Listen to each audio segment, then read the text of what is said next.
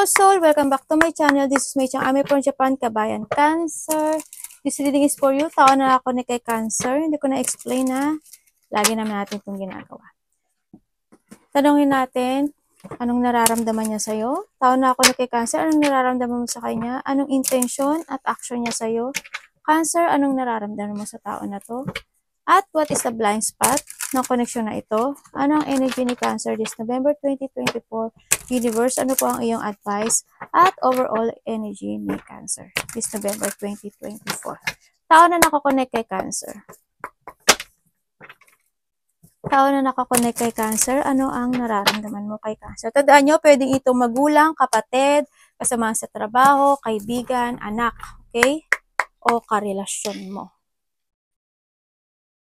Tao na nakakonect kay Cancer, ano ang nararamdaman mo kay Cancer? Maaring ito is a vice versa. Anong nararamdaman mo kay Cancer? The Death. Scorpio energy.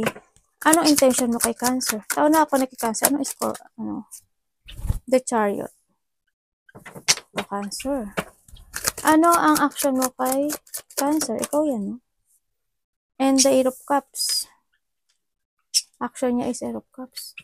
Scorpio energy. Cancer, anong nararamdaman mo sa tao na ito? The Nine of Cups. Uy, talaga. Pisces. And we have the Face of Cups. The water sign. Bakit Death ang nararamdaman mo kay Cancer? Taon na ako na kay Cancer. Bakit yan ang nararamdaman mo sa kanya?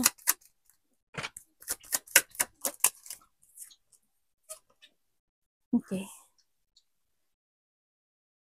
Nararamdaman niya sa'yo takot.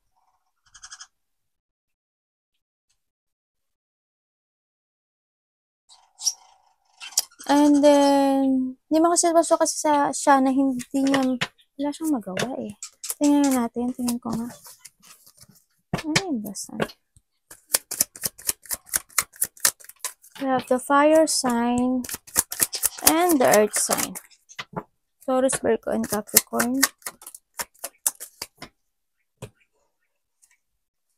The Gemini and the Taurus. Okay. Ang nararamdaman niya sa'yo, natatakot daw siya or vice versa tayo. Andito kasi yung takot. Andito yung sitwasyon na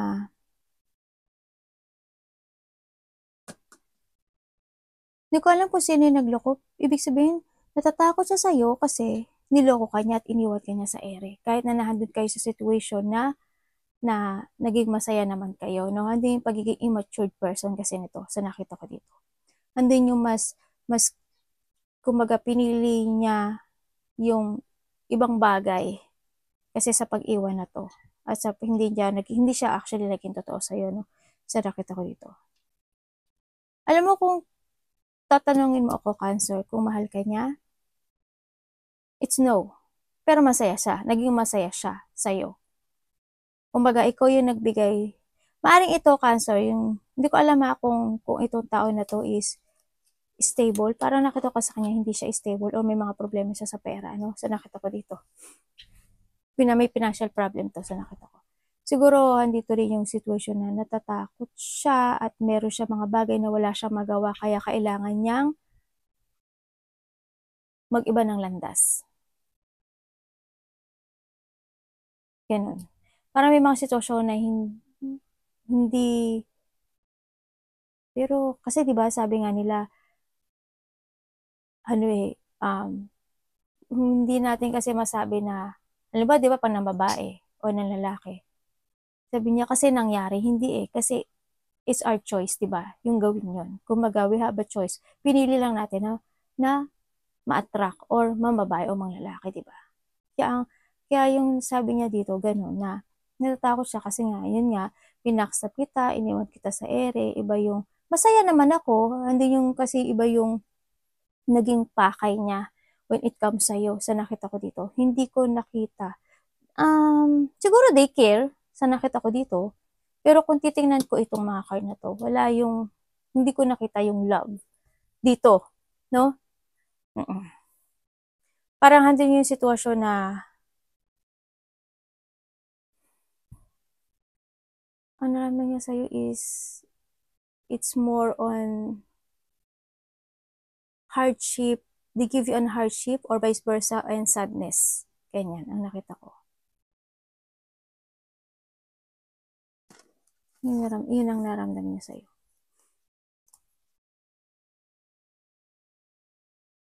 Ba't kaya walang love? Ano? Siguro masaya. Masaya lang. Because of, hindi ko kasi nakita yung love eh. Siguro meron din konti. Kasi di ba kapag masaya naman ang tao, ibig sabihin, may love pa rin kahit pa paano. Tingnan natin, Cancer, kung bakit 9 of Cups. Gugustuhin mo to? Sabi ko. Pero it's up to you, no? Wala naman sa akin. Nakikialam ka, ate. Oo nga naman. Tingnan natin, bakit 9 of Cups ang nararamdaman mo sa tao na to? Ay.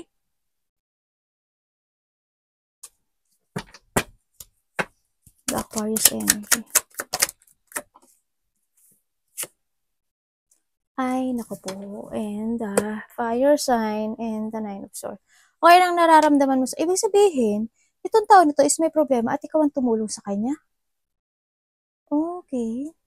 Or vice versa tayo. Okay. Nararamdaman mo sa kanya. Oo, andun yung sitwasyon na inasa mo siya, no? Andun yung gusto mo ng peace or reconciliation dito sa na tao na to. Andun pa rin yung hindi mo pa rin siya na bibitiwan. Kumbaga, nilalabanan mo rin kasi yung cycle ng pagbabago ng buhay mo sa ngayon, no? Kumbaga, sinasabi kasi rin dito na you need to focus to yourself. Siyempre, tama na yung kasi it's more on stress ang nakita ko dito sa'yo. Yun, nararamdaman mo sa kanya is, yun, umalis nga siya. Ganyan, umalis siya, paulit-ulit na lang yung ginawa niya sa'yo, no? Paulit-ulit na sinaktan ka niya, paulit-ulit na binigyan ka niya ng problema, paulit-ulit na parang nakapaglaban ka sa kanya na ikaw yung naman ang naging talunan. Nararamdaman mo pa rin sa kanya, siyempre you want a communication para sa kanya, no? Ang nakikita ko, or vice versa tayo, no? Sa nakita ko dito, kahit na, pero bakit? Bakit? Tingnan natin.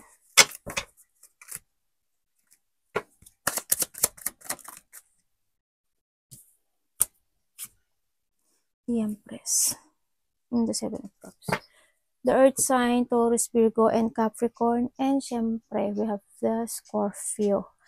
And the 6 of Swords. Okay, and Aquarius. Okay, nararamdaman mo sa kanya, talagang nandun na rin yung ano, no?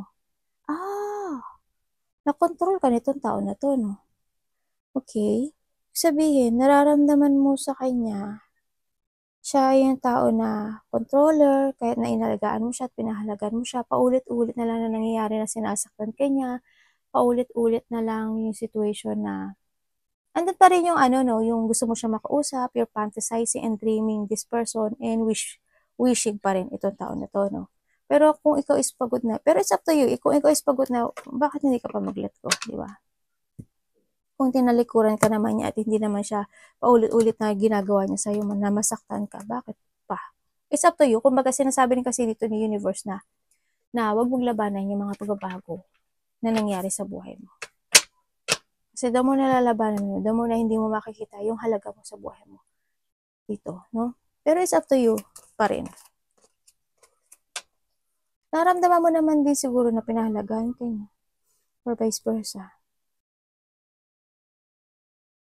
Kasi isa sa inyo is nagkaroon ng choices in life. Maaring kung titingnan ko dito is naramdaman mo sa kanya na hindi mo alam kung talagang pinahalagaan ka niya o minahal ka niya. Kasi dito sa lumalabas dito sa card na to, sa card niya is meron siyang iba na gustong gawin sa buhay niya. Either meron siyang iba or may hindi ikaw yung part na love na gusto niyang ibigay yung pagmamahal niya. Hindi ikaw yun. Yun nakakita ko. Tingnan natin bakit the Chariot ang kanyang intention sa'yo. Tao na lang ako connect kay Cancer. Bakit Chariot ang ikaw to? Ang iyong okay. And the 6 of Cups. Bakit? Okay. Okay. Okay na, fine na. Okay, fine na. Okay. Ang intention niya sa'yo is moving on, separate way, no? Sa nakita ko dito. Naalala ka niya? Oo, naalala niya yung mga memories, mga pain, good things.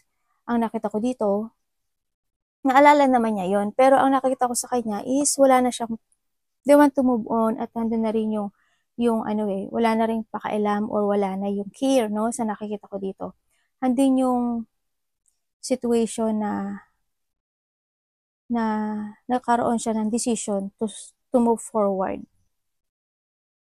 Ang nakita ko sa kanya, wala na siya, wala na rin, wala. As in, wala na kasi yung tiwala rin, no? At wala na rin, wala na rin walang mangyari. As in, wala. Ganyan. Moody to, no? Cancer. Parang moody type siya. Very cold nga to sa'yo eh. Parang ayaw ka na rin naman niya kausapin eh. Ito. We have the Scorpio, the water sign, and the fire sign. Yun. Wala eh. Intention niya is mag-iba-iba na kayo ng landas. Kasi I don't care na rin naman daw. Or vice versa. Tingnan natin bakit 8 of Cups. Kumbaga isa ka na lang memory para sa kanya. Naiisip ka naman niya, hindi naman yung naiisip ka pa rin niya. Naalala niya, pero kailangan na rin na magbukod-bukod kumbaga. Bakit ang action mo is 8 of Cups?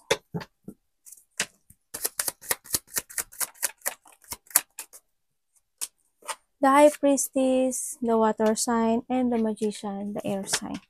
And the 6 of Coin, the Taurus, and the Fire sign, Sagittarius, the World. Okay. Action niya sa'yo is, wala na eh. Wala na. Ano na, to let you go. Wala siyang action, kundi to let you go. Gusto ko na gusto ko na ng new beginning. Yan, gusto ko na nang mahanap yung talagang totoong ikasisiya ko. Yan, andun yung situation na naiintindihan ko na hindi naman tayo. Alam ko yun, sabi niya gano'n. And talagang andun yung mas nakinig na siya sa kanyang intuition to start a new beginning sa sarili niya. Nag-iba na rin kasi Cancer yung perspective niya sa buhay niya, yung mga pananaw niya, ganun, yung mga pananaw niya, tsaka yung mga feeling aspeto sa buhay niya. Nagbago na rin kasi, no? Andun na yung situation na hinahanap niya ngayon, yung talagang happiness, joy, and fulfillment sa buhay niya. Kaya, kumbaga, it's more on disappointment ang nangyari siguro sa inyo, or hindi siya kasi, they feel incomplete kasi when it comes, nung kasama kanya. Or vice versa, ha? Parang may kulang daw. Parang may kulang. Parang hindi niya nakita sa'yo yung saya na gusto niya. Ganun. Kaya, andito talaga yung letting go. Hindi yung separate way, no, sa nakita ko dito. Kahit naasamin mo pa siya. Iba na rin kasi yung takbo niya dito, eh. Tingnan natin. Or vice versa, ha. Tingnan mo kung sino yung tao na yan. Tingnan natin ang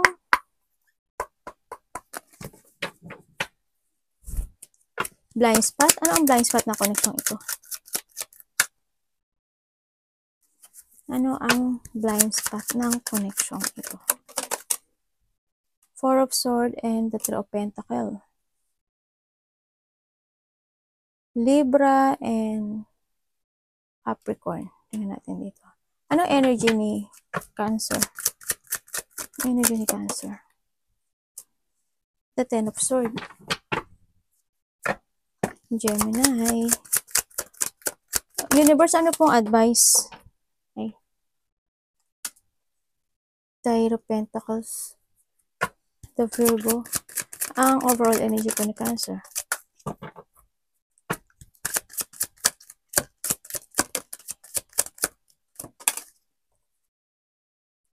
The Lovers. Gemini. And we have the Pisces. The Hangman.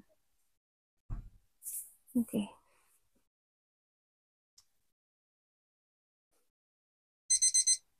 The water sign. Okay, tingnan natin ang, maaaring ikaw ito, the blind spot, ikaw ito or siya ha. Bakit 4 of Swords at 3 of Pentacles ang blind spot na connection ito? Bakit? The World and the 5 of Pentacles. The Taurus. And the 9 of Swords. The Gemini and the Page of Wands. The fire sign. Okay. Ang blind spot ng connection ito is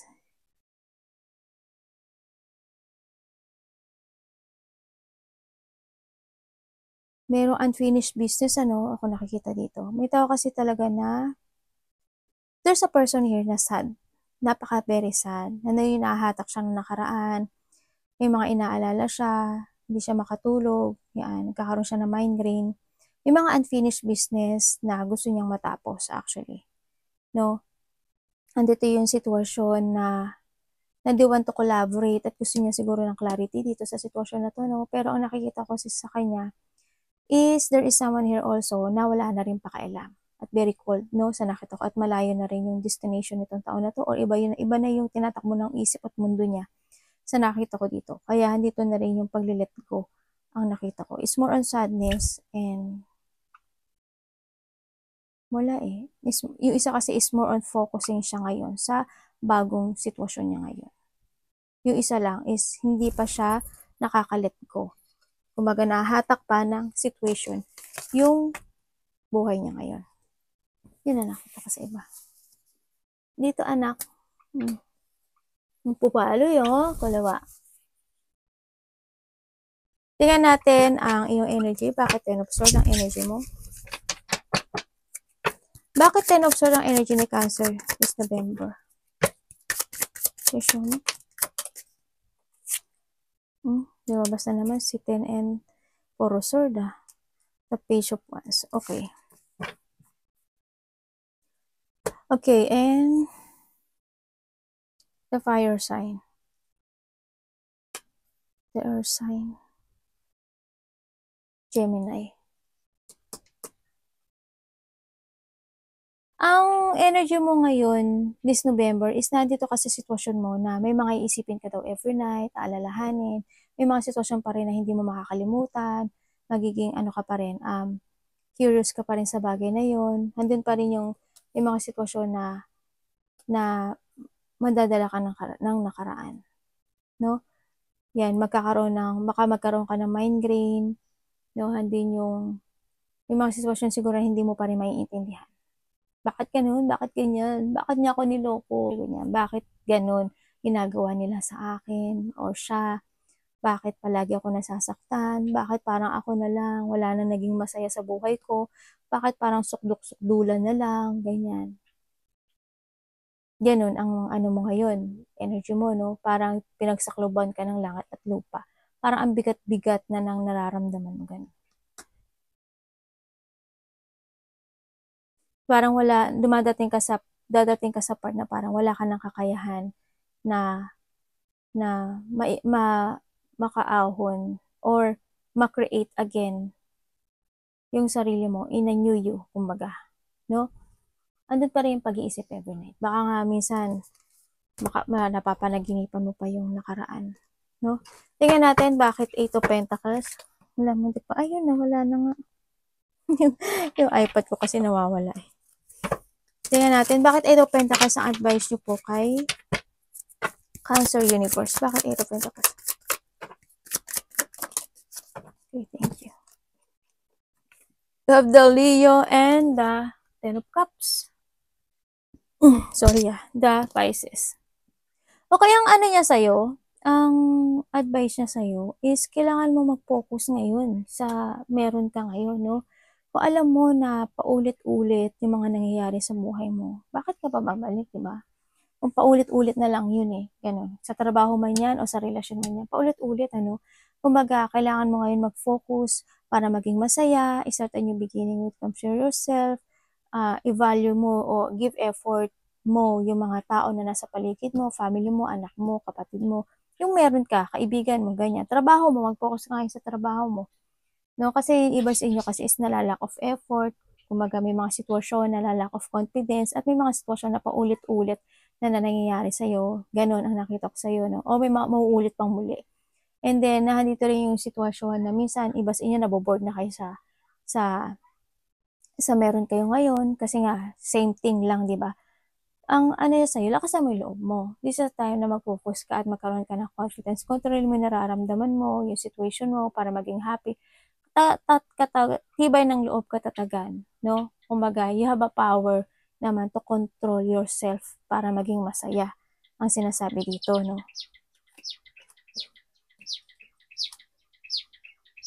Mag-give effort ka daw. Give effort and focus, no? Develop yourself, develop yung mga things na dapat i-develop, ganyan, ang sinasabi dito. Kailangan na labas ka when it comes to ibang tao, ganyan. Collaborate with someone, diba? Na makapagbibigay sa'yo ng sigla at saya, ganyan. And then also, satisfaction in what you have, no? Ang sinasabi dito. Tingnan natin ang overall energy mo is the Lovers. Bakit overall energy ni Cancer is Lovers?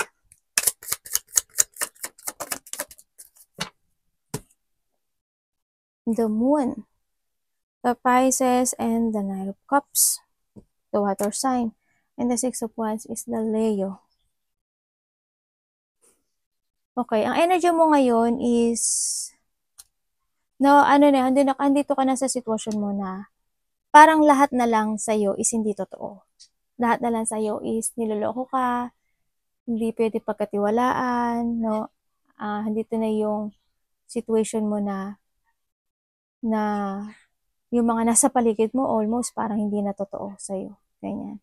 And then yung iba din sa inyo is, energy nyo is yung hindi daw kayo gaano makakatulog or hindi ko alam kung night shift kayo or something no?